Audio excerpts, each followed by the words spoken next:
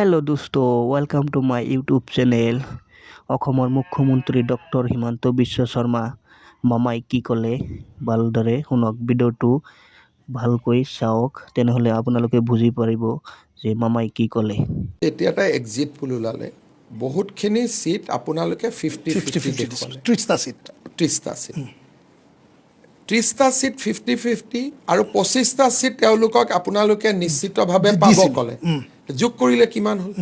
55টা হৈ গ'ল। 55টা তেওঁলোকে 10টা মাইনাছ কৰিলে, 45টা হ'ল। তেওঁলোকৰ কথাটো আছিল যে 45টাৰ পৰা 50টাত আমি জিকিম, আৰু BPFৰ 10টা আৰু AGPৰ 10টাক লৈ বা 8টাক লৈ আমি চৰকাৰ গঠন কৰিম। আৰু ইতিমধ্যে BPFৰ ছেকেণ্ড লেভেলত এই প্ৰস্তাৱটো প্ৰেৰণো কৰা হৈছিল। আচ্ছা। আৰু এগৰাকী মহিলা আগতে সাংবাদিক আছিল, মই নাম নকওঁ, তেওঁ নিজে প্ৰস্তাৱটো লৈ পেলাই কোকৰাঝাৰত কেম্প কৰি আছিলে। তেওঁলোকৰ প্লেনিংটো আছিলে যে আমাৰ 45টা বা 50জন হ'ব, আমি কৰ্ণাটকত গুচি যাম আৰু আমি গোটেইকেইজন একেলগে থাকিম যাতে আমাৰ পৰা কোনো বিজেপিত যাব নোৱাৰে। তাৰপিছত আমি AGP আৰু BPFক লোভনীয় প্ৰস্তাৱ দিম যে আপোনালোক উপমুখ্যমন্ত্ৰী আৰু 2জন মন্ত্ৰী, আৰু প্ৰয়োজন হ'লে হাগ্ৰামা মহিলাৰীক আমি মুখ্যমন্ত্ৰীৰো প্ৰস্তাৱ দিম। আচ্ছা। আৰু চাৰ্টাৰ্ডখনো বেংগলোৰ এয়াৰপৰ্টত ৰেডি হৈ আছিল ইয়ালৈকে আহিবৰ কাৰণে। আৰু কৰ্ণাটকত হোটেলো বুক কৰিছিল। মোক কৰ্ণাটকৰ BJPৰ পৰাই ফোন কৰিছে যে কংগ্ৰেছে আমাৰ ইয়াত ৰেজৰ্ট বুক কৰিছে। গতিকে এইটো তেওঁলোকে কোনো এনেকুৱা নাছিল যে কিবা এটা 70টা পাম বুলি। তেওঁলোকে নিউজ লাইভৰ এক্সিট পোলটোক ভিত্তি কৰি তাৰ লগত AGP আৰু BPFক যোগ দি তেওঁলোকে এটা ৰাজনৈতিক সমীকৰণ বনাইছিলে। আৰু মই গমো পাই আছিলোঁ, এইটো বেলেগ কথা, কিন্তু গোটেই অংকটো সেইটো আছিল। আৰু তেওঁলোকক যদি আপোনালোকে দেখা পায় যে নিউজ লাইভৰ সমীক্ষাটো ওলোৱাৰ আগতে তেওঁলোকে ৰাজীৱ ভৱনতো লাইট টাইট লগোৱা নাছিল। এই সমীক্ষাটো ওলোৱাৰ পিছতহে তেওঁলোকে লাইট টাইট লগোৱা বা ৰং চং কৰাটো আৰম্ভ কৰিছিলে। সেই সময়তে কেৰেলা, পশ্চিমবংগ আৰু অসমত ইলেকশ্যন হৈছে। যদি অসমত EVMৰ কাৰণে BJP হ'ল, তেতিয়াহ'লে কেৰেলাটো EVMৰ কাৰণে কংগ্ৰেছ হ'ব লাগিব। এটা ইলেকশ্যন, এটা EVM, এটা ইলেকশ্যন কমিশ্যন। যদি অসমত EVMে BJPক জিকালে, তেতিয়া কেৰেলাত EVMে কাক জিকালে? কেৰেলাততো কংগ্ৰেছক জিকালে।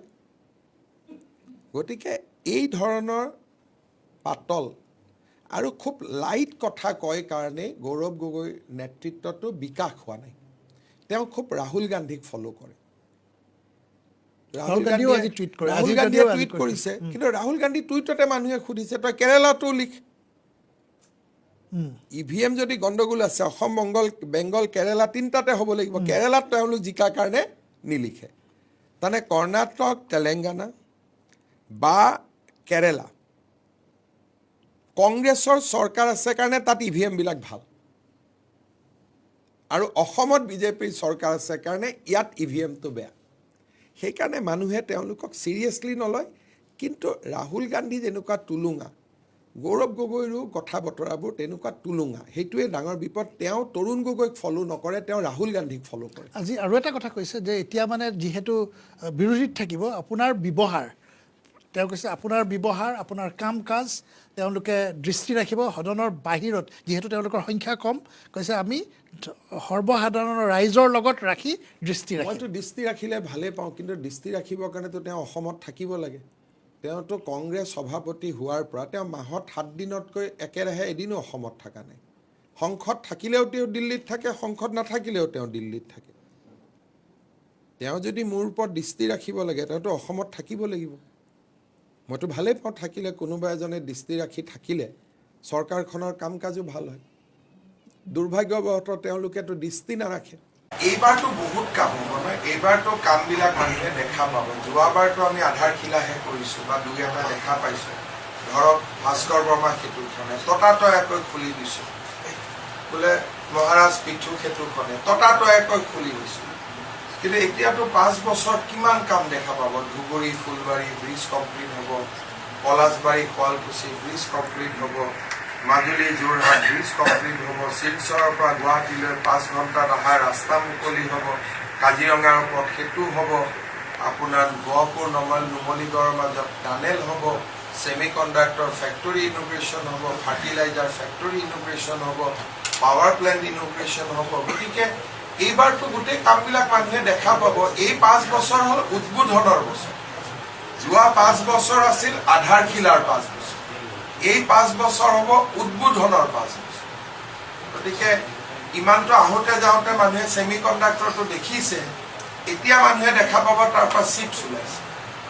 এতিয়া নাৰেংগী পৰুৱা দলঙৰ আধাৰশিলাই হৈছে, অহা 5 বছৰত মানুহৰ গাড়ী চলিব।